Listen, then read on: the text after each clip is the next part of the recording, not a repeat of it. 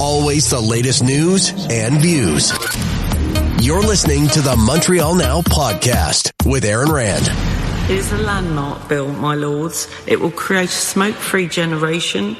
It is, in fact, the biggest public health intervention in a generation, and I can assure all noble lords it will save lives. So that voice that you heard there was Gillian Meron. She's a Parliamentary Undersecretary of State for Mental Health and Women's Health in the UK. And today, as you heard, she described this bill, which is basically designed, and it cleared the Parliament, basically designed for anyone born later than 2008 in the UK to be unable to purchase any sort of tobacco or nicotine products ever. Jessica Buckley is president and CEO of the Lung Health Foundation in Canada. She's based in Toronto, and she is on the line. Ms. Buckley, first of all, thank you for coming on. And secondly, it would seem to me, and I've not heard this anywhere else, this is, as they say, groundbreaking, is it not?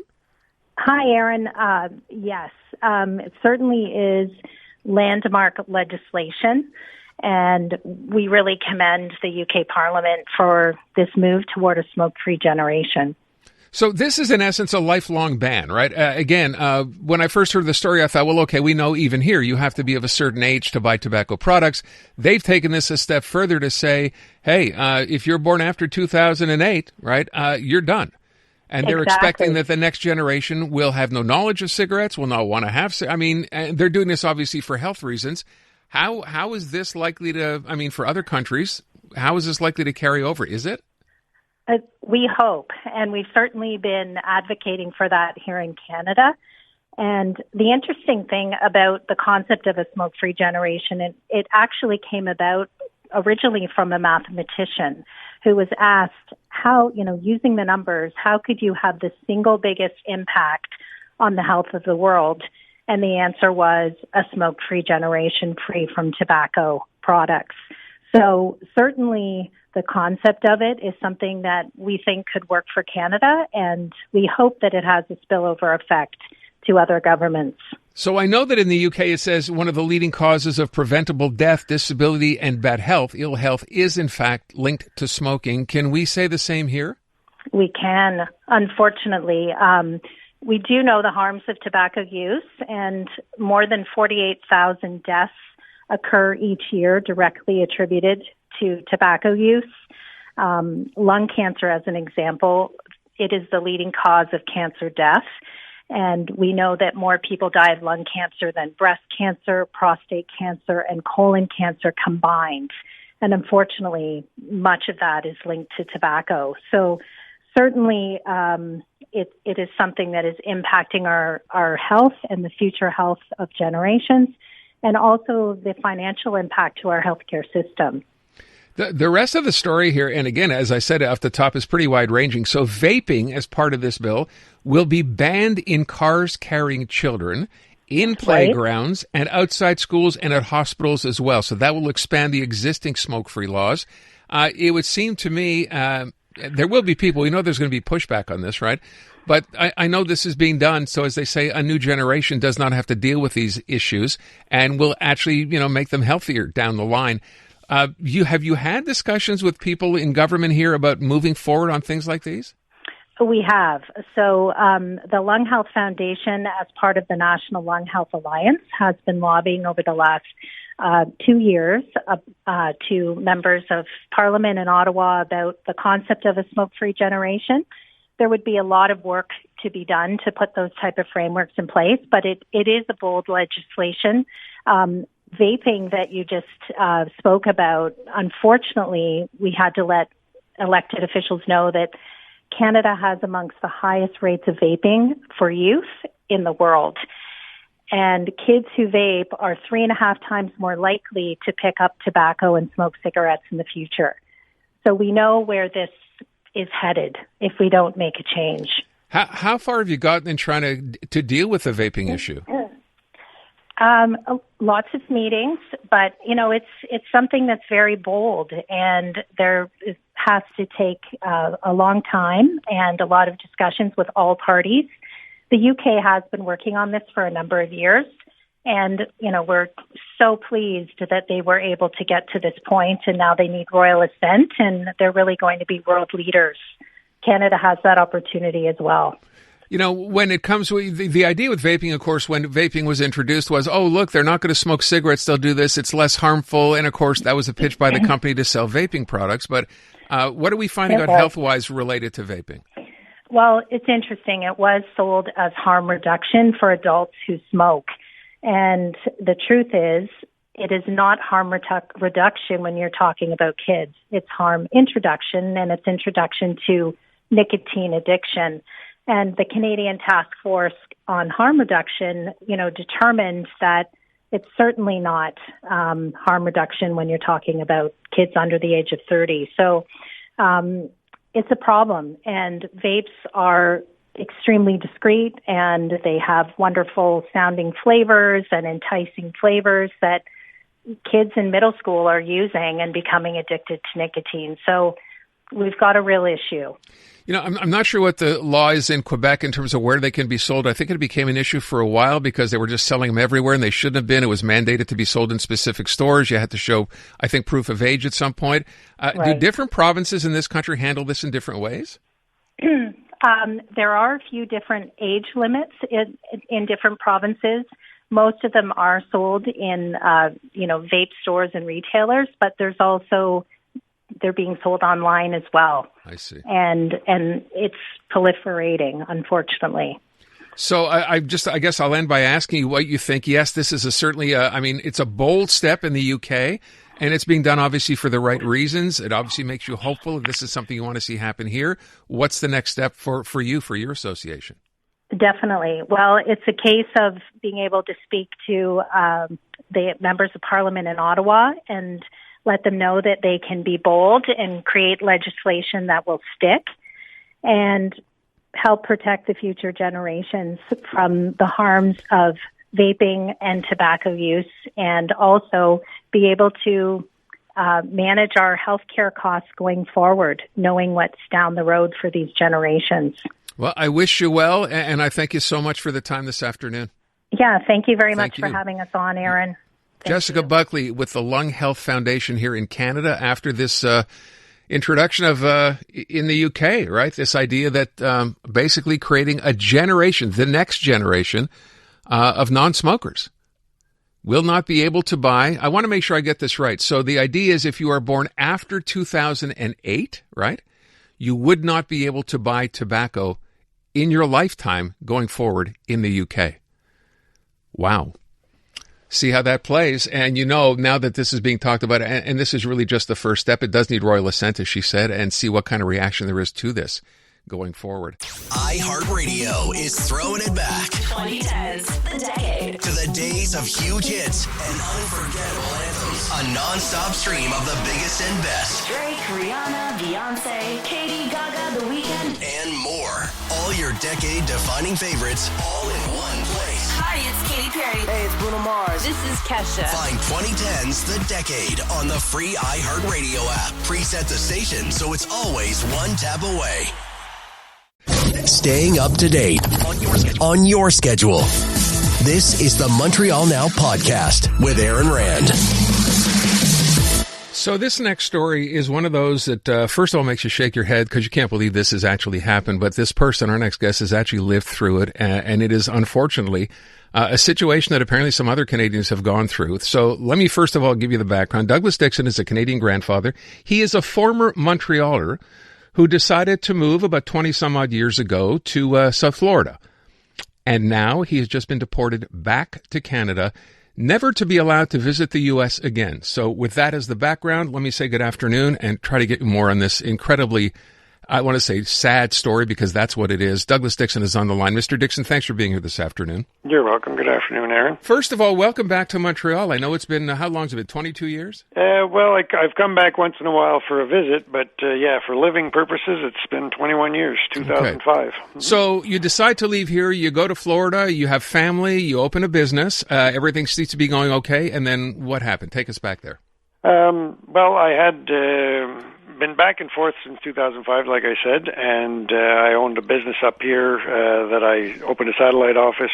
It was allowed me to get my visa, so everything was legal. We've done everything legal up to the point where we got to 2011 in terms of my desire was then to stay there permanently. Okay. And my situation was that if I bought a business down there, Tropical Smoothie Cafe, that I would be able to get my proper visa for that company, and then over time I would be able to apply for my legal residency, and then you get your green card, which allows you to live there as a permanent resident. So that's basically what I did.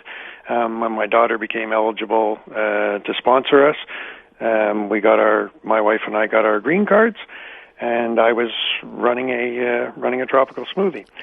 What had happened with that was it was not doing so well. We were in a mall, and I was having some trouble with meeting all of the bills, but I was struggling to keep it open. We had employees and stuff, and I didn't want to send everybody home.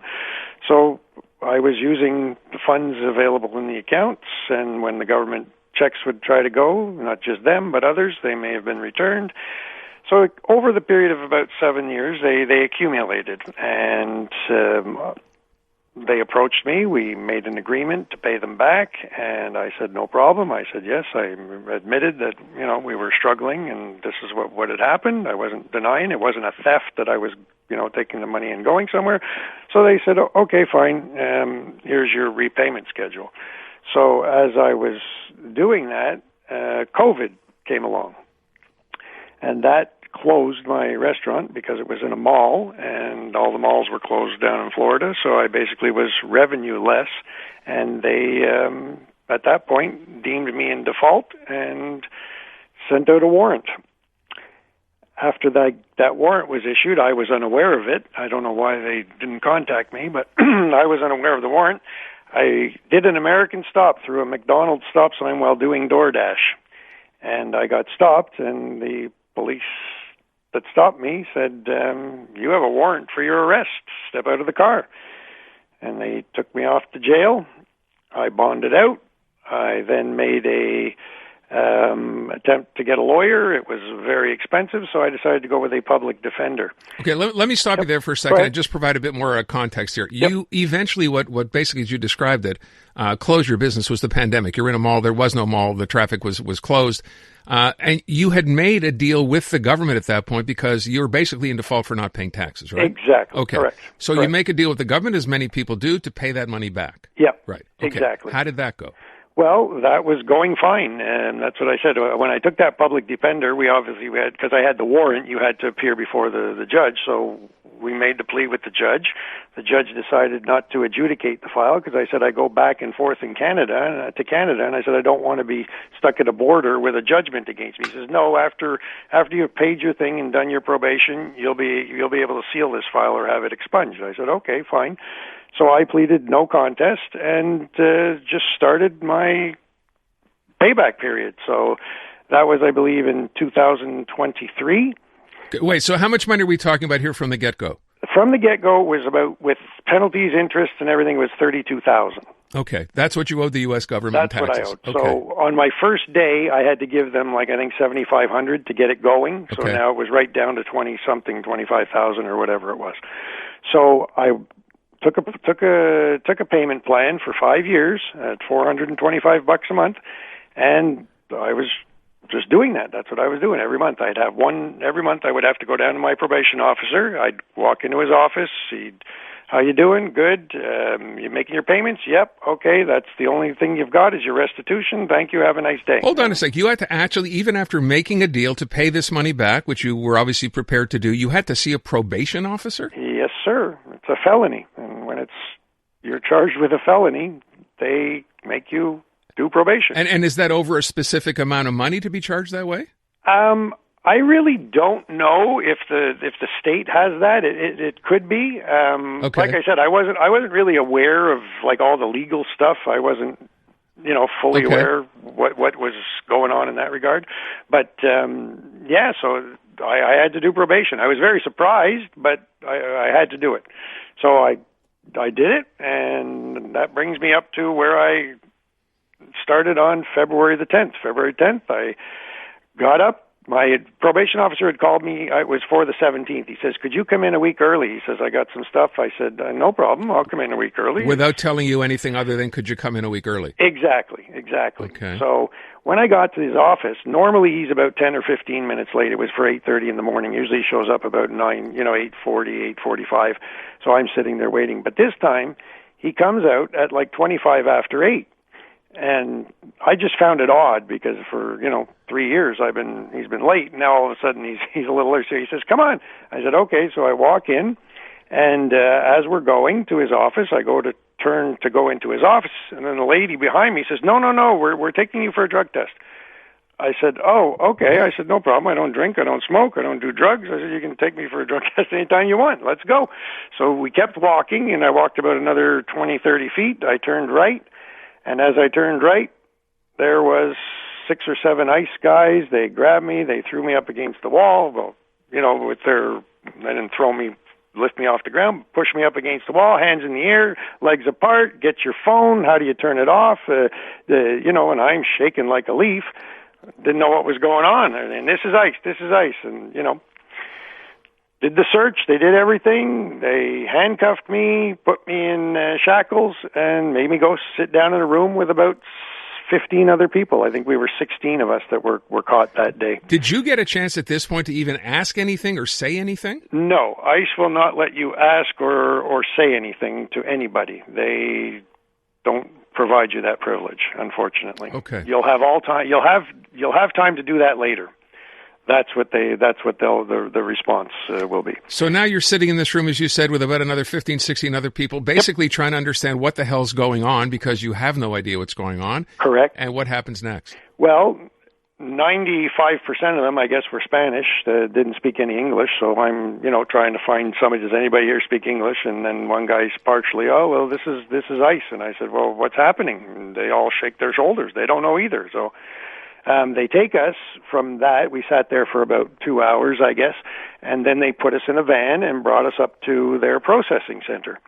And when we got to their processing center, we were all shackled and legs and feet, and they started processing us. They take you in a room. Well, they put us all in a room, and then they take you one by one to get all their questions answered, and they fill out your form.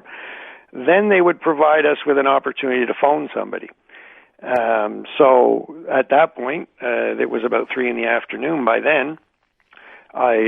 The only person I could call was my daughter because everybody else wasn't answering their phone. They didn't recognize the number. So I finally got my daughter and said, look, I've been arrested by ICE and I don't know what's going to happen from here. Then this is my only phone call. So could you call my immigration attorney and let him know?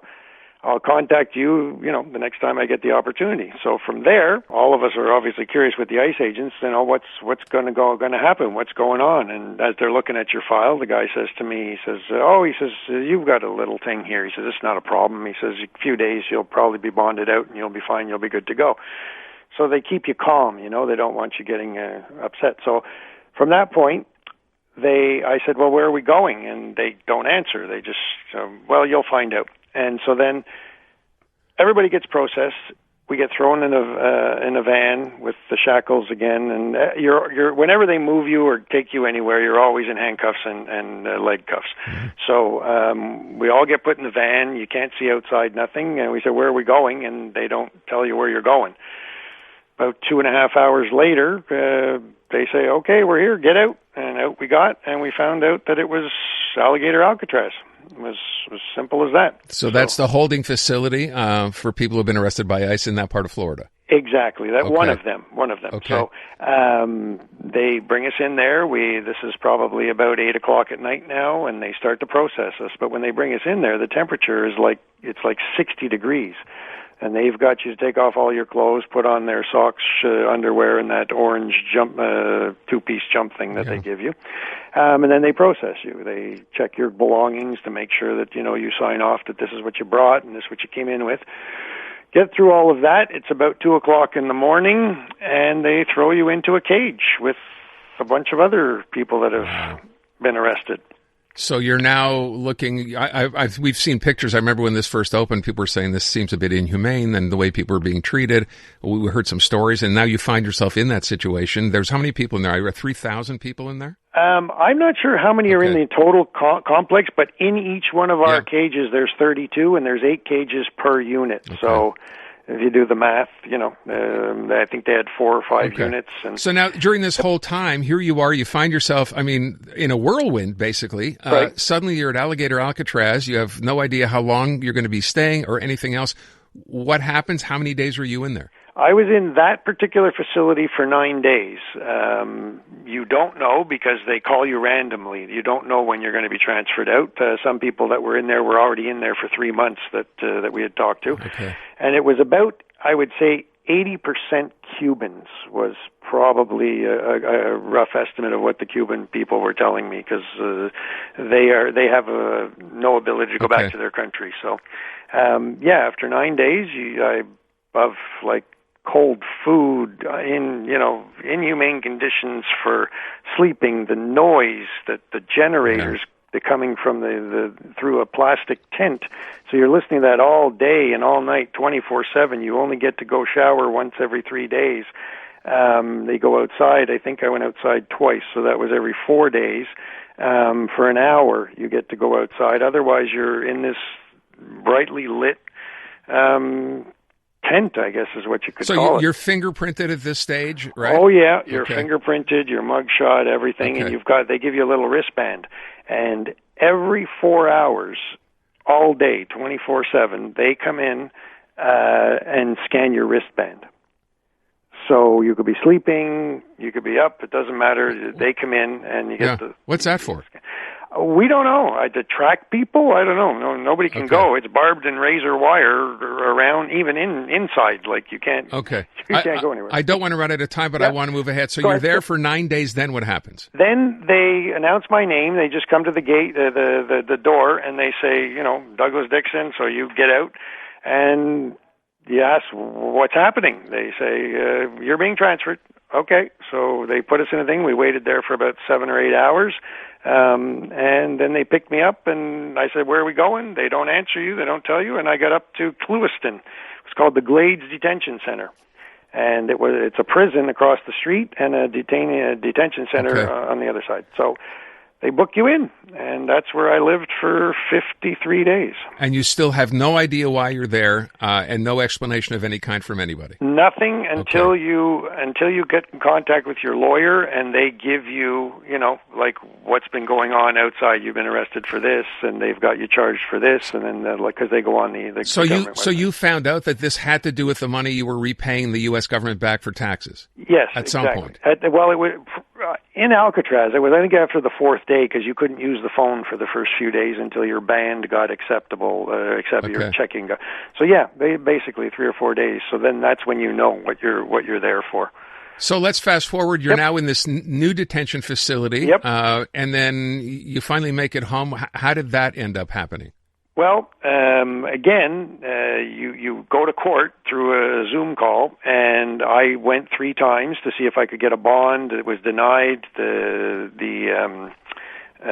initial hearing then comes after your bond hearing.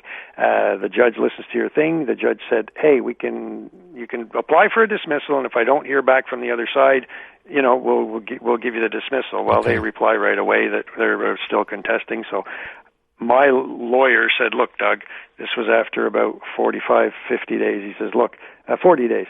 He says, "Look, if you don't say you're going to appeal, you're going to get out faster. So I suggest we don't say we're going to appeal, and out you'll get. You're getting sicker and sicker as you're in there." So I said, okay. And then next thing you know, the judge issues me a deportation order on I think it was the 3rd of April. And on the 15th of April, you're on a plane coming back to your country. But not in your case, coming back to your country, of coming back to Canada, but at the same time told you can never go back to the U.S.? Correct. That's correct. That's what the judge said. You're charged the aggravated felony. And then just to clarify it, Aaron, the charge for the state was just a felony. But because it goes through immigration, which is a federal charge, they declare it an aggravated felony for anything over $10,000. So that's why it became an aggravated felony. I see. And when it becomes an aggravated felony, it's automatic deportation. Even though you had a green card and had gone through the process legally. Yes, because the federal ICE doesn't care. That has nothing to do with the state charge. And even if, like, people say, why didn't you just pay it off? No, even if I'd have paid it off, I still could have been arrested by ICE, because the charge is what they base it on, not whether you're guilty or not. It's the charge. Sitting here shaking my head, as I'm sure so many people listening to this are. Look, I'm going to run out of time. Yep. What's next for you? You're here. Your family is still there. You can't go back. What happens next? We really don't know. It's been so fast. I've only got here on Thursday back to Montreal because they sent me to Toronto instead of Montreal. I don't know why. And then I'm just trying to get my life in order. I have to get a driver's license, Medicare. I got to do the whole thing again. I've been gone so long. So hoping they're all going to come back and hopefully be with my grandkids, but we don't know at this point right now. So. Is your family okay in Florida? They are. They're shook up, but they're okay. My wife's having a little bit of trouble because I was the breadwinner, so the kids are helping out and friends are helping out. What an unbelievable story. Mr. Dixon, I so much appreciate your time. Thank you so much. And perhaps, when things are starting to look a little bit more hopeful, we can chat again. Okay, I appreciate it. I look forward to it. Thank you and so I hope much. Everybody hears the story. Thank you very much, Aaron. Douglas Dixon, Canadian citizen, ends up being arrested by ICE, deported from the U.S. to Canada, told he can never go back to the U.S., still has family there. Quite the story. Wow. Canadian women are looking for more out of themselves, their businesses, their elected leaders, and the world around them. And that's why we're thrilled to introduce the Honest Talk podcast. I'm Jennifer Stewart. And I'm Catherine Clark. And in this podcast, we interview Canada's most inspiring women. Entrepreneurs, artists, athletes, politicians, and newsmakers, all at different stages of their journey. So if you're looking to connect, then we hope you'll join us. Listen to the Honest Talk podcast on iHeartRadio or wherever you listen to your podcasts. The information and the interesting talk to follow. This is the Montreal Now podcast with Aaron Rand. La base anglophone s'est fâchée, il a changé ses propos, puis là, il revient à ses propos originaux. Exactement. Ça affaiblit sa crédibilité à tes yeux, Mario? Énormément. J'ai jamais vu d'affaire de même. Elias, he lost my vote. He comes across as a person that's not sincere. Your flowers are not beautiful. My flowers are beautiful. Okay, my flowers are beautiful. I'm not sure where that's from, but that's part of an ad. Post on social media by the PQ. Basically taking Liberal leader Charles Maillard to task for having kind of waffled, perhaps is a good word, on Bill 96 and use of the notwithstanding clause, something that, first of all, I think angered or drew Anglophones asking what's going on here, because the Liberal position, of course, provincially has always been against Bill 96. But at the same time, perhaps drawing some criticism from the Francophone side, claiming that, maybe Charles Maillard is not the nationalist he claims to be, although today he did issue a statement, again, suggesting just that. I'm going to read you and we'll get to Paul Saint-Pierre Plamondon in a sec. It says, a lot has been said in recent days. Allow me to be very clear. I am a proud nationalist, and the promotion of the French language is at the heart of my political commitment. French is our social and cultural glue. It must help bring Quebec together, and on and on and on. So, is that a fix? Paul Saint-Pierre Plamondon, leader of the Parti Quebecois, on the line. Monsieur Plamondon, thank you so much for the time. Thank you. How are you? I'm doing good, and I wonder what the point is of the part of that ad that I just played. Poking fun, is it, at Charles Maillard? What's that for? So it's a reference to Louis de Funès, who's a comic from the 60s in France, and the name of the movie, for those who are interested, is Le Gendarme à New York, 1965. Okay. So basically, our video is to mock the inconsistency and lack of transparency, lack of honesty of Charles Maillard on Bill 96. Basically, he went on Thursday to say that he wanted to use the notwithstanding clause to protect the Bill 96, which is the opposite of the historical position of the Liberal Party. He's been through an emergency caucus where he's been told it was a ridiculous position and that his team opposed what he said. So he went 180 degrees and he said, no, I'm not going to use it anymore. So he backtracked. Finally, for today, coming with a statement full of buzzwords, a bit in the style of Justin Trudeau, like saying a lot of things about bienveillance, being inclusive and well-intentioned and so on. But when you hear what he had to say in press conference today. Now he's maybe. So he went from yes, no, and now he says maybe. What he says is, I might use the notwithstanding clause if I need to, and I will consult lawyers and jurists before I tell you what I will do, which is pure nonsense. And the reason it's that a government, whatever the color of that government after the next elections, will have to renew or not that notwithstanding clause in 2027. So you know it's happening, you know it's coming, and he's changing his answers depending to whom he's speaking. And it's exactly what he does on immigration. When we ask him, what's the number, what's your figures, what's your planning of immigration, he refuses to answer, and he says, I will consult every region so that we discover together what's our capacity of integration. As if we never asked that question in Quebec over the past 20 years, as if he was the first to think of those issues. So it's not very transparent, and I think people are reacting, francophones, anglophones, to the same thing here. It's just lack of transparency, lack of clarity. So, some people might be questioning, he said, looking at himself in a mirror, why you're concerned about, why anglophones reacted to his first statement and were kind of questioning, do you really care? I mean, is that even a consideration for you? As for the Parti Quebecois? Yeah. I mean, so what? You're not going to get a whole lot of Anglo voters, I don't think, voting PQ. I mean, I think that's a fair assessment. Why would you be concerned about what his message to anglophones was?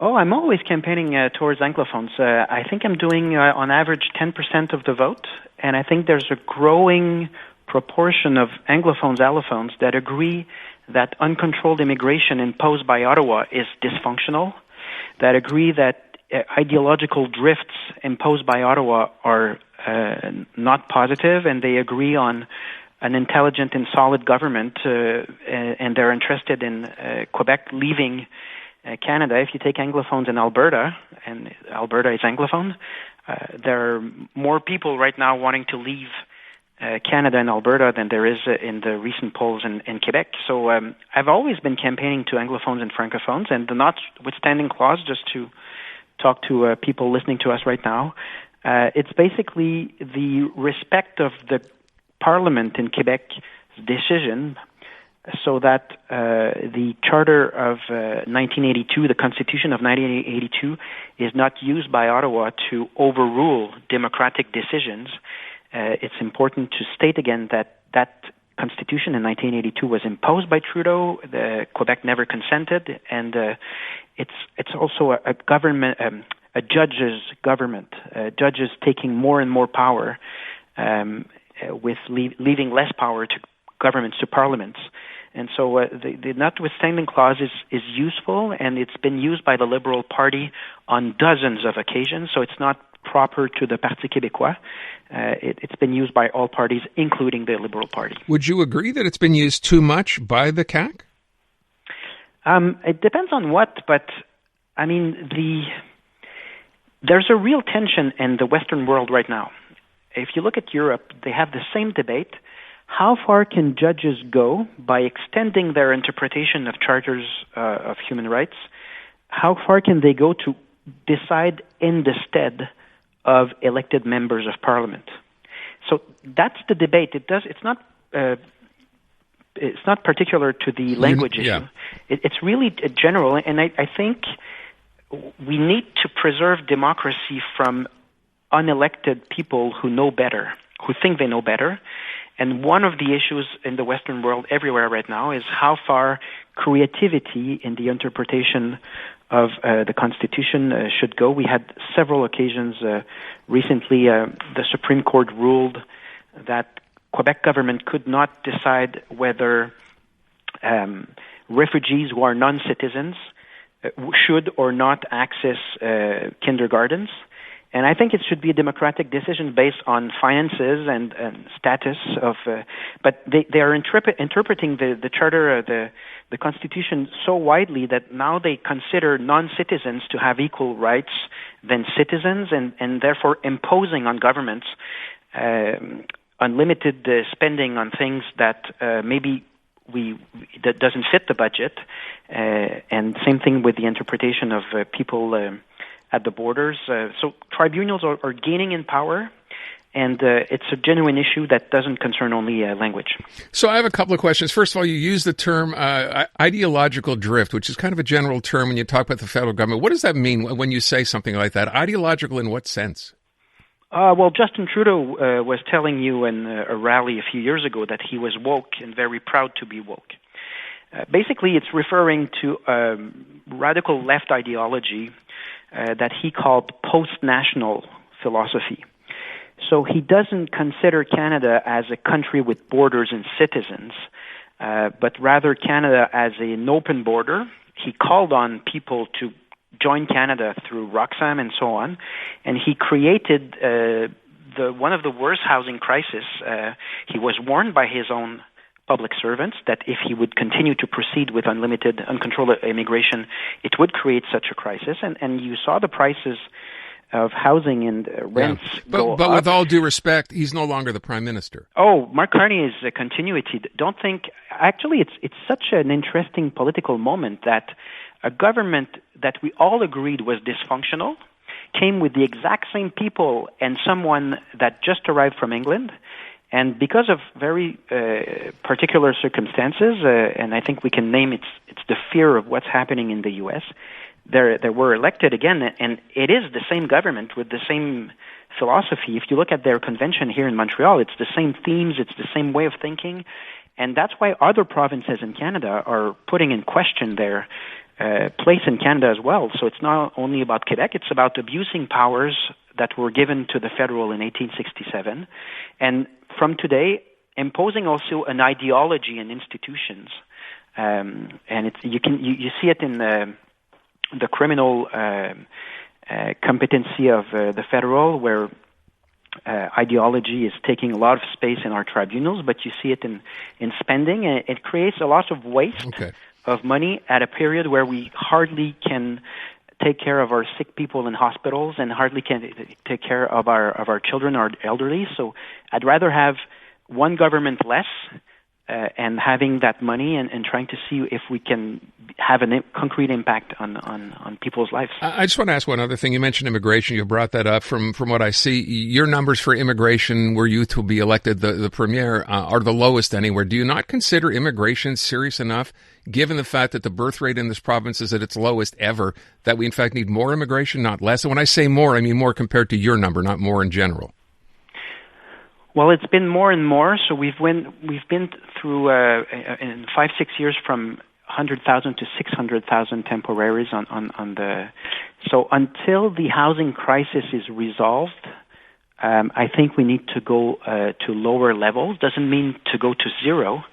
And of course, if you create a housing crisis by bringing an uncontrolled number of people on the territory, the prices are high. So there was a study recently in La Presse showing that for young families, not having the affordability of housing, not being able to afford a house, will play on the decision on having children or many children. If you're living in a 2-room apartment, you will not have 5 kids. Obviously. So you're blaming the housing shortage on the fact that there's too many immigrants? I'm naming a study published in La Presse a few weeks ago that clearly shows that if you create a housing crisis and that housing is too expensive, it will have an impact on a negative impact on the birth rate, the decision of having children. And it's not very surprising between you and me. I mean, obviously, affordability of life in general, but especially affordability of housing that needs to be adequate to have children is one of the factors. So, and other studies show that mass immigration does not bring your population to be younger.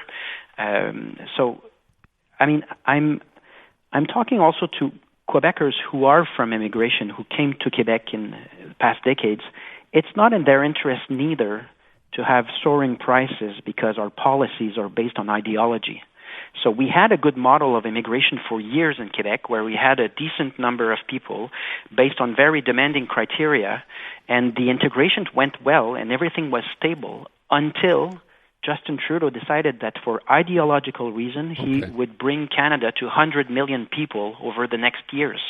It's pure nonsense, and it had consequences on not only the housing, but if you look GDP per capita, Canada is the worst country in the past 10 years compared to all Western countries, all OCDE countries.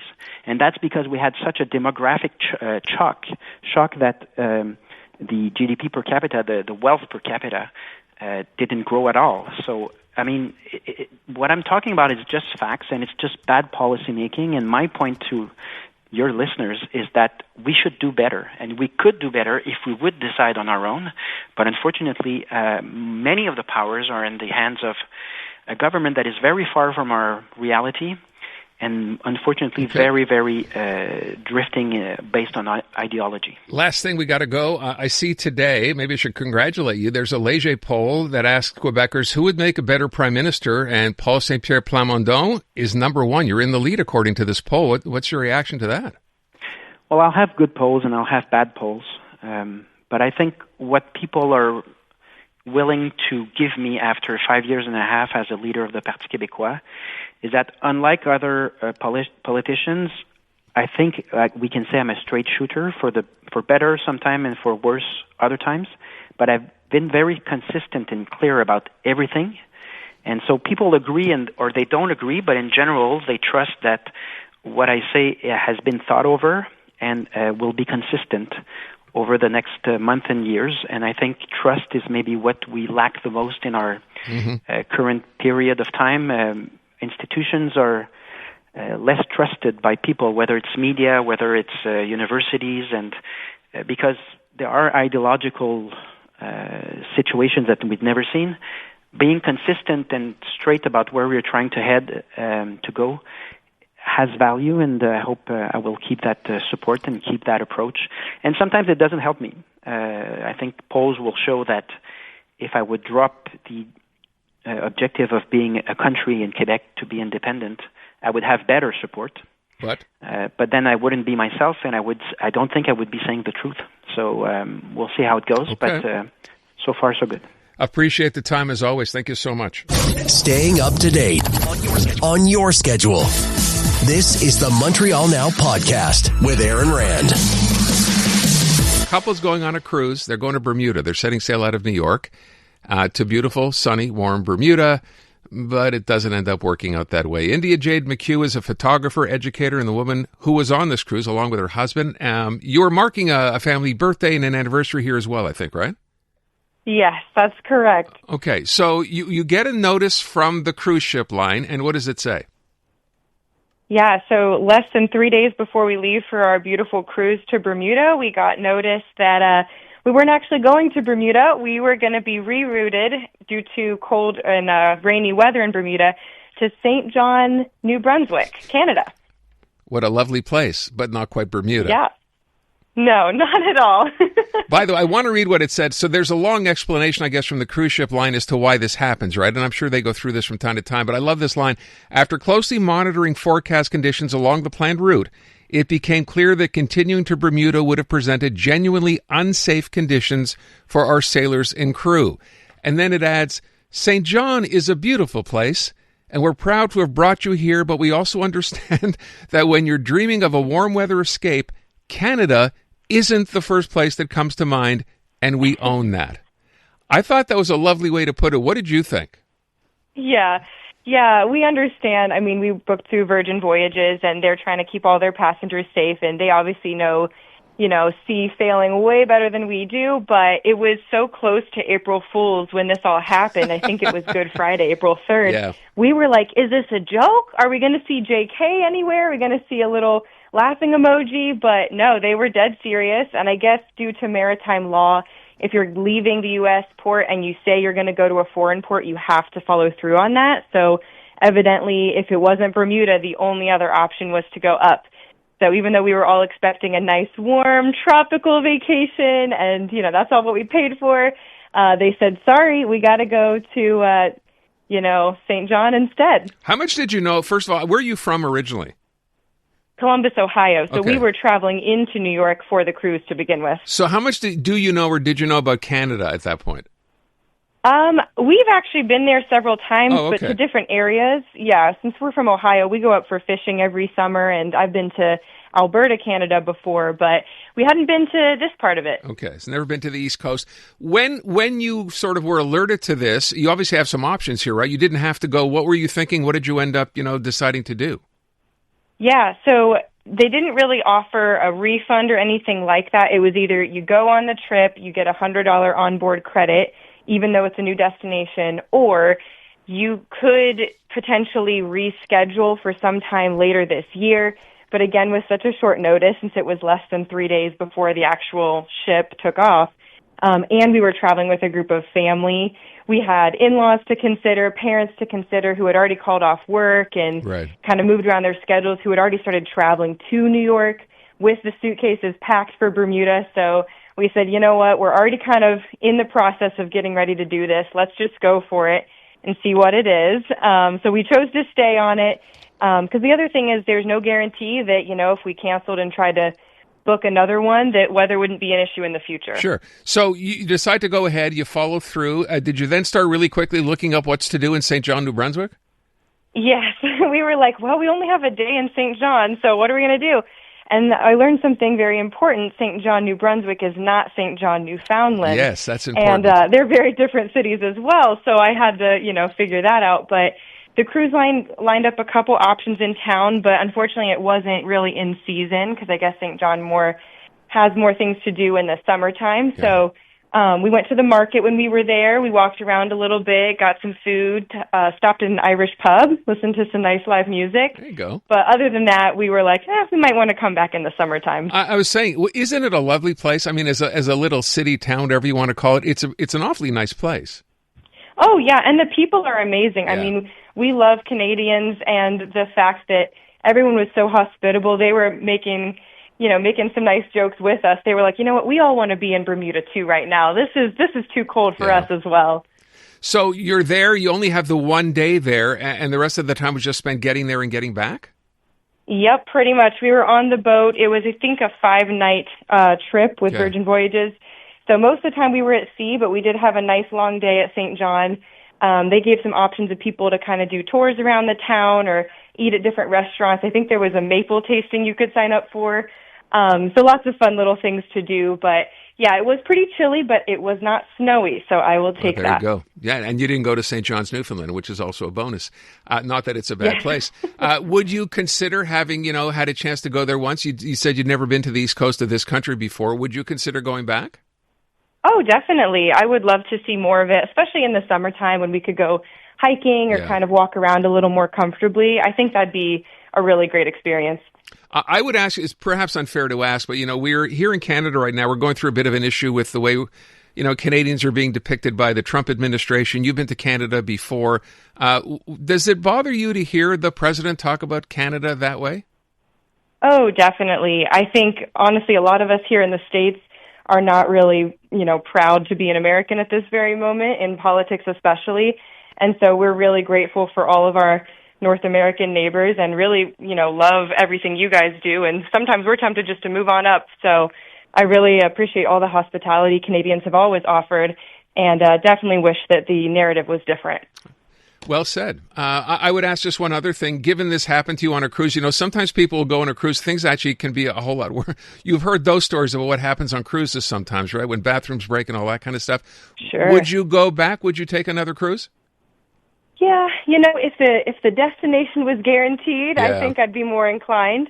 But ultimately, any good vacation is all about who you're with, what you're doing, how you're sharing time with loved ones, especially in the world today. There's so much going on that's out of our control. So the more that we can take time to be with those people that we love and make memories out of an experience, I think the better off we all are. Wow, you're totally well spoken. I would just ask one last thing. With respect to when you first found out this wasn't going to be happening the way you had planned it, now this is not you alone. You mentioned you're with family.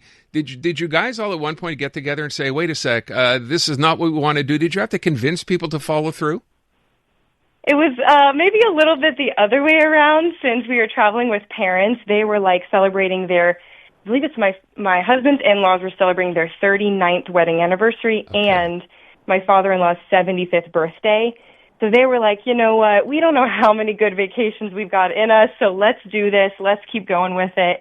So, you know, we were like, I don't know, maybe we could try to get a tropical one another time. But they were like, let's roll with it. Let's see if we can turn this into a good situation. And we've had a lot of fun, you know, sharing our story online and, if nothing else, giving people a good laugh. What kind of reaction? You said you shared it online. What kind of comments have you been getting?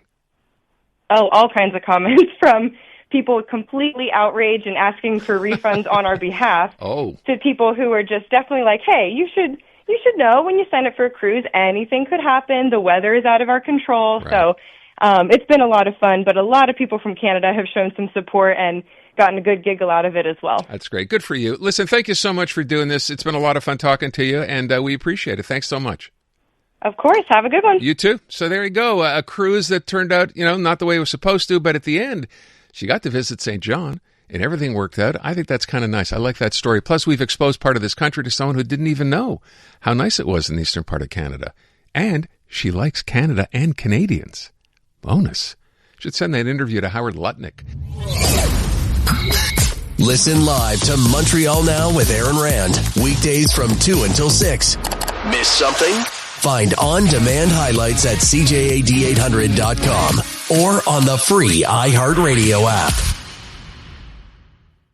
iHeartRadio is throwing it back. 2010s, the decade. To the days of huge hits and unforgettable anthems. A non-stop stream of the biggest and best. Drake, Rihanna, Beyonce, Katy, Gaga, The Weeknd, and more. All your decade-defining favorites, all in one place. Hi, it's Katy Perry. Hey, it's Bruno Mars. This is Kesha. Find 2010's The Decade on the free iHeartRadio app. Preset the station so it's always one tap away.